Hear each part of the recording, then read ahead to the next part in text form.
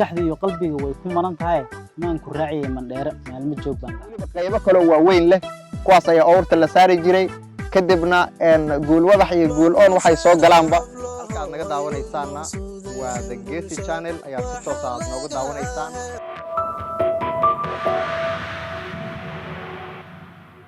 teamkan quruxda badan oo aad u jeedaan magaciisa waxa la yiraahdaa Mandera Bile Youth Talent waa teamka hidaha iyo dhaqanka Soomaaliyeed ee ka aasaasan ismaamulka Mandera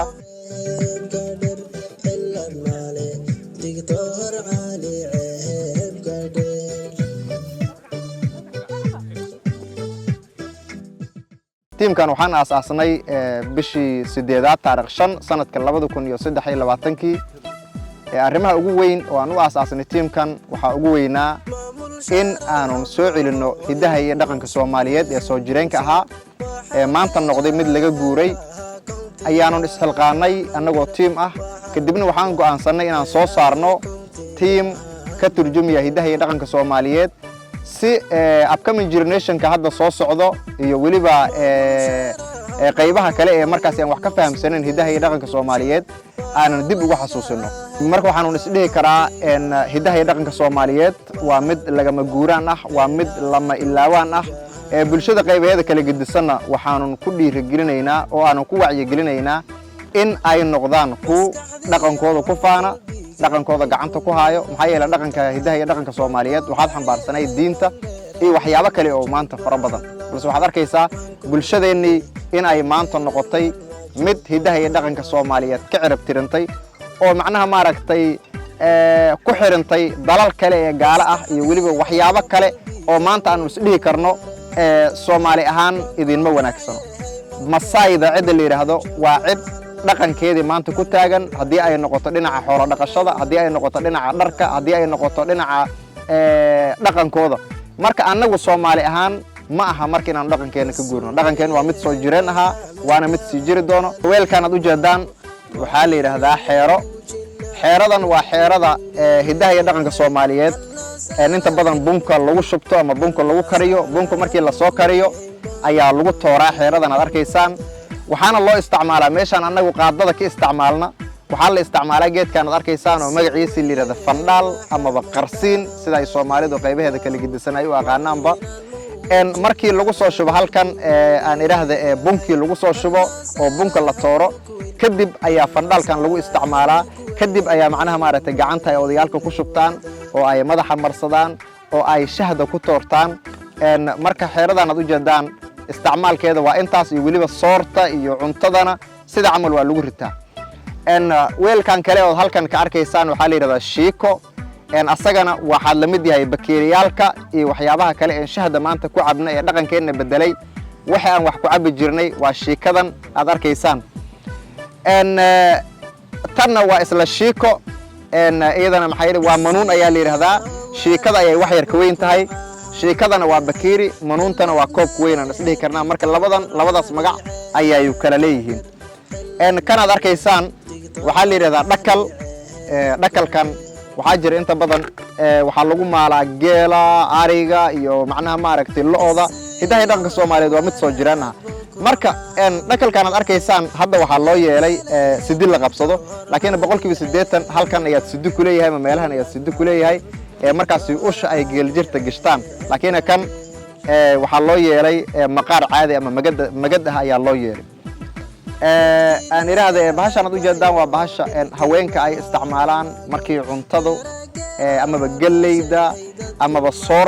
soorta waliba anaga hadda maanta mashiin ayaan ku shiidanaa xilliga hidaha dhaqanka Soomaaliyeed waxaanu isticmaali jirnay dhagax loo yaqaan shiido oo markaas lagu shiido cidda macaaw haday soor u baahan tahay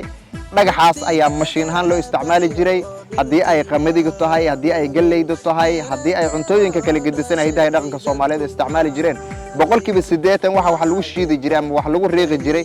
mashiinta casriga ah oo hidaha dhaqanka Soomaaliyeed waxay ahaayeen dhagax la yiraahdo shiido oo laba xabba ah oo markaas culeyskooda ama watankooda uu aad u culus yahay meel kor laga shubayo raashinka kadib ayaa la wareejinaya marka cuntada waxay noqonaysaa budo qaar hata waxay ka hagaagsan jireen oojida kuwa kalena waxay ka hagaagsan jireen sida soorta iyo waxyaabaha kale la mid ah markii cuntadaasi la shiido kadib ayaa bahashan lagu haadiyaa inta badan haweenka ayaa ku haadiyo tan waxa la yiraahdaa haan ayaa la yiraahdaa gudaha ku jirtaa haantan waxay ku dhex jirtaa saab marka saabkan asagoo weyn ayaa jiro aan iraahdo xilliga xoolaha ay macnaha maaragtay meelaha fog ay u aroorayaan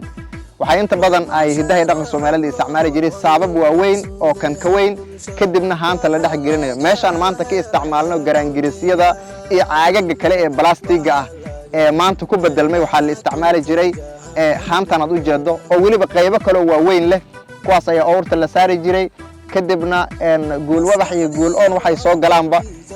wixii maanta biyo loo isticmaalo waxay ahaan jirtay haantaas dhaantooyinka waxay u kala baxaan horta jaandheer iyo jaangaab markii loo noqdo xagga hidaha dhaqanka markii la jaandheer iyo jaangaab way sidii markii miyiga horena waxay ahaan jirtay dhib yar iyo ma garanaysaa gacmo dheer ilaa 3 leey anaga hadda inta badan waxaan isticmaalnaa dhib yartii iyo 3 leeydii dhaqanka hor inta badan horta ma hayno laakiin hadda waxaan isticmaalnaa jaandheer iyo jaangaab maamul sharaf loo u maqsuudeen bulshada yacnaha ay jecel yihiin waxa laga helaa countiga Mandheera maskaxdii iyo qalbiga way ku maran tahay maan ku raaciyay Mandheera maalmo joog baan lahaa dhaantadaas waxay dhaantada countiga aan soo qaaday heelooyinka kala duwan heelada waxaa jirto hees loo qaado geela waxaa jirto hees loo qaado ariga waxaa jirto hees loo qaado looda waxaa jirto gabayo kala gidisan macnaha maaragtay gabay mid haasaawo ku saabsan iyo mid macnaha maaragtay ku saabsan dhibaatooyin marka ay jiraan mid ku saabsan barwaaqada iyo waxyaabo kale oo kala gidisan way iska jiraan caqabado fara badan oo markaas bulshada kala kulmayno waxa kamid ah dhaqankan haduu yahay mid soo jireen ah bulshada qaybo kamid ah ayaa u fahansan in aad dhaqankii soo jireenka aastirtirmay midka maanta aan anaga wadno uu yahay mid iska maalayacni ah oo meelaha aroosyada iyo qaybaha kale ee macnaha maaragtaan looga tirigalan lagu isticmaalo hadafka aan kaleenahay waxa waayo in aan bulshadeena ismaamulkana Mandheera intii baraha bulshada naga daawanaysaba ay noqdaan ku waxyaabaha aan soo bandhigno ee ku tusaale qaata hidaha iyo dhaqanka Soomaaliyeed qayb walba oo aad lahaana waxaan macnaha maaragtay jecelnahay ama aanu nahay dad soo bandhigo waxaanu leenahay xarun noogala soo hagaago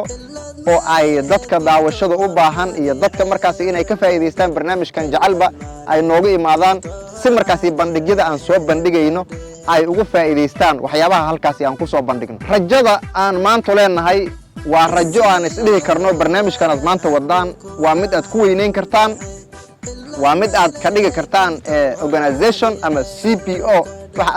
afka qalaad ugu yiraahdo community based organization oo aan ugu danayn doono inaan keeno qalabkii hidaha iyo dhaqanka Soomaaliyeed inaan keeno dharkii hidaha iyo dhaqanka Soomaaliyeed inaan keeno meel tababar ah ee lagu tababaro dhalinyarada diyaarka u ah rag iyo dumarba in ay hidaha iyo dhaqanka Soomaaliyeed agabkoodii ay ku kala bartaan dharkii noocyadii kala duwan ay ku kala bartaan fanka iyo suugaantii Soomaaliyeed ee soo jireenka ahana ay ku kala bartaan waxaan bilaaweynaa dhaantadii iyo akshamadii loo ciyaarayay daawasho wacan maamul sharaf loo maqsuudeen bulshada waxa laga helaa countiga Mandheera waxa laga helaa countiga Mandheera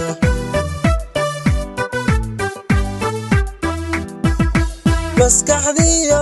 qalbiga way ku maran tahay man ku raaciyay Mandheera maalma joog baan lahaa man ku raaciyay Mandheera maalma joog baan lahaa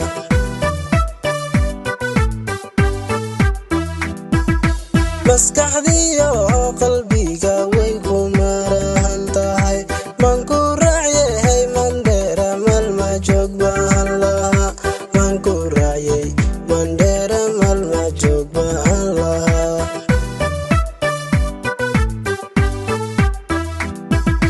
مسؤول وياه محمد هذا قليب له وإن الموجنا ملقولي هاي الناس على هالمكوين الناس على هالمكوين بانو مارين هوادا مسؤول وياه محمد أحمد هذا قالي هبله وإن موجنا ملقولي يا هاي الناس على المكوين الناس على المكوين بانو ماري النوادا